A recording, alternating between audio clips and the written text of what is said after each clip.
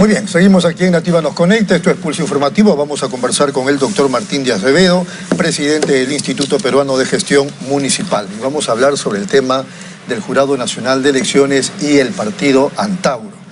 ¿Cómo está, doctor Martín de Azevedo? Buenos días. Buenas tardes, Rodolfo. Buenas tardes, amigos. Tengan ustedes muy buenas tardes. A sus órdenes sobre el tema. Hace cuestión de minutos, con unos invitados que no son especialistas en el tema electoral, planteaba este asunto de Antauro y el máximo ente electoral, y sacaba yo a relucir la carta que el día de hoy, temprano o anoche, emitió Jorge Luis Salas Arenas, presidente del máximo ente electoral.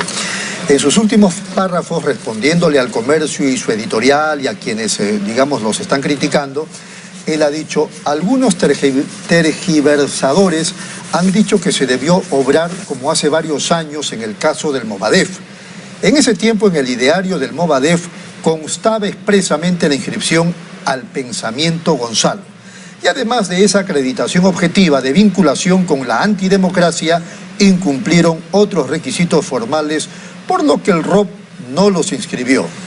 Es inadecuado, por decirlo menos, aspetarme el calificativo de aliado de los enemigos de la institucionalidad democrática. Y termina diciendo: he leído el editorial del Comercio, etcétera, etcétera, y el Comercio dice que mi actitud hacia el partido de Antauro Humala acusa algo más que ingenuidad, idea errónea, dado que lo que se tiene que entender es que no podemos exceder nuestros marcos de actuación a voluntad para hacer lo que nos parece. La democracia tiene sus mecanismos racionales y de autodefensa que la colectividad tiene que conocer, en tanto que el periodismo serio debe informar sin tergiversar. ¿Qué opinas sobre este entuerto, disculpando la expresión? Bien, me parece que esto no empieza ahora. Empieza con el actual presidente del Jurado Nacional de Elecciones, del señor Salas Arenas, casi desde que empezó su gestión. Se le atribuye fraude en el proceso de las elecciones generales anteriores, se le atribuye que tiene una cierta tendencia, y finalmente ahora se le está atribuyendo el hecho de haber inscrito el jurado, el registro de organizaciones políticas al partido de Antauro. Eso le pasa por tener ideología política. Porque si hubiera sido de derecha, los izquierdistas lo hubieran atacado. Pero como es de izquierda, los de la derecha lo atacan. Pero es que en verdad eso no es un delito, ¿no? O sea, él es un profesional probo, ha tenido una carrera impecable en la Corte Suprema, y el hecho de que tenga una ideología y se lo guarde para sí mismo no lo hace, digamos, ni inelegible, ni falto de probidad, como algunos como algunos políticos lo quieren achacar. Aquí hay varios aspectos que se deben decir de una vez por todas. En primer lugar, la desinstitucionalización del país empezó en 1992. Han pasado 32 largos años. Pero ya se terminó el gobierno de Fujimori hace años. Pero por eso mismo, han pasado 32 largos años y la clase política y dirigente, mi querido Rodolfo, ha sido incapaz de, teniendo pantalones largos con 30 años, replantear las propuestas políticas, la gestión pública, el e-government, un país expeditivo y camino hacia la salida en otro sentido, sino todo lo contrario, que ha generado, siempre he dicho yo, como consecuencia que, por ejemplo, se elija al señor Castillo, Pedro Castillo, hace 2 años, ¿no? Y ha generado otras consecuencias que ellos creen que matando al mensajero, como se dice, se va a evitar. Entonces, a mí me parece que lo de Castillo es consecuencia del comportamiento, por decirlo de algún modo, de Keiko Fujimori. Y la clase política, que no había solucionado en 30 años los problemas radicales del país, y sigue ello, porque a partir del 2017, este grupo ha dicho: muy bien, el ganador del 2017 dijo, gané. Ah, sí, pero ganaste por un pelo. Aunque sea por un pelo, pero gané. ¿Y cómo entonces petardeas al gobierno de Pedro Pablo Kuczynski? Y entonces le contestaron: muy bien, tú eres dueño del Ejecutivo y yo del Parlamento. Y ahí empezó esta última etapa de esta vorágine que sigue yéndose hacia el fondo. ¿Por qué? Porque en vez de abocarse a hacer buenas reformas electorales, el Parlamento, por ejemplo, se aboca a atacar al gobernante de turno y tratar de que no termine su mandato, de pura venganza política. de no poder tener un presidente de la República hasta la fecha, desde el 2000 en que cayó el padre de la señora Fujimori.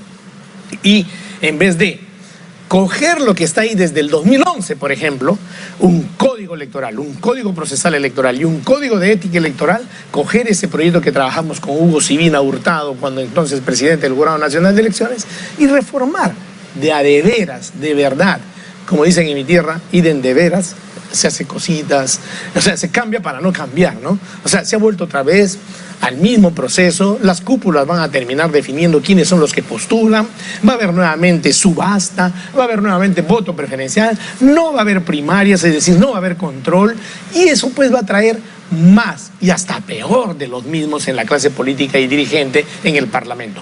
Ojalá que lo que sí me parece bien trabajado, como el Senado, la creación nuevamente del Senado, traiga 60 probos senadores a nivel nacional y sepan que siendo la Cámara reflexiva, en efecto coja lo que una Cámara como esta, la de diputados, en su vorágine de juventud, genera cualquier tipo de normas improvisadas, ¿no?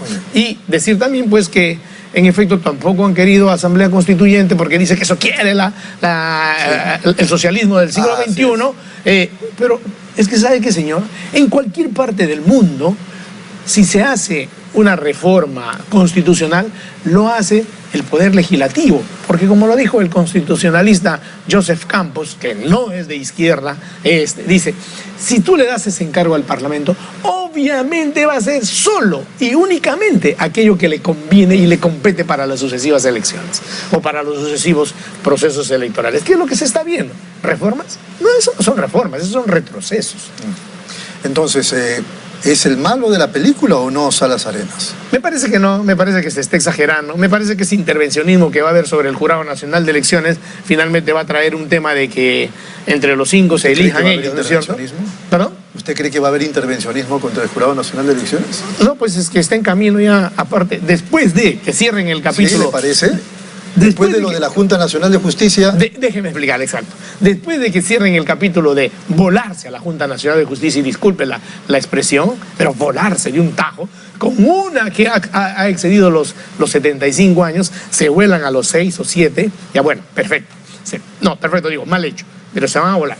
Con lo cual, ya controlarán, o pretenden controlar el nombramiento del jefe del RENIEC y del jefe de la OMP, ¿no es cierto? Y luego vendrá a que dice, a esta reforma constitucional de que entre los propios miembros del jurado elijan quién va a ser el presidente, cuando en la Constitución está que viene el desde la Corte Suprema. En verdad, ninguno de los 5 llega aquí, eso también es en honor a la verdad, llega conociendo temas y legislación electoral.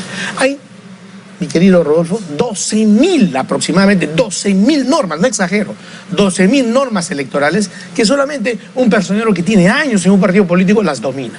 Y quien está metido en el tema por estudio, por consultoría, por lo que sea que fuese, y entonces cuando vienen las tachas, todas estas cosas nuevas, que cada proceso electoral lo generan, se da esto, es esto, ¿no? Pero iríamos hacia una sistematización de esa normatividad en esos 3 códigos.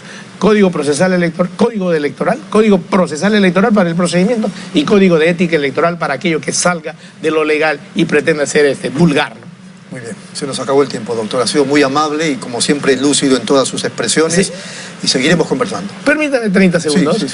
Somos abogados y estamos ante nuevamente el proceso electoral. Va a haber una segunda vuelta. Acabo de leer un comunicado del Comité Electoral del Colegio de Abogados. Ha habido un fallecido y hay también una desinstitucionalización del país que viene hace muchos años en el Colegio de Abogados. Una pena que a estas alturas el decano actual, el presidente y su comité electoral, los 2 candidatos, Canelo y Soto Ballenas, no se den cuenta que ir a un proceso electoral tratando de meter en un colegio 45.000 personas, que ni el Estadio Nacional lo soporta. El Estadio Nacional, que es el centro de votación más grande del país, tiene 168 mesas. El Colegio Médico lo está haciendo electrónico. Exacto. Electrónico, o como ya se hizo antes en varios locales, para evitar estas tragedias. Va a volver a haber más accidentes de los mismos y hay que tener 2 dedos de frente para darse cuenta que hace tiempo hemos debido tener otro tipo de proceso electoral, o en efecto virtual o en varios locales, porque somos 45.000 abogados. Se arman más o menos 240 mesas. Es una barbaridad. No puedes meter por una sola entrada y por 2 salidas a personas que van a votar, cuando en el Estadio Nacional, vale de ejemplo y de gráfica, y termino con esto, sentaditos con las justas caben los 45.000. Así es, ha sido muy amable. Muchas gracias a Martín de Acevedo, experto en gestión pública. Nos despedimos diciéndoles que desde este 2 de marzo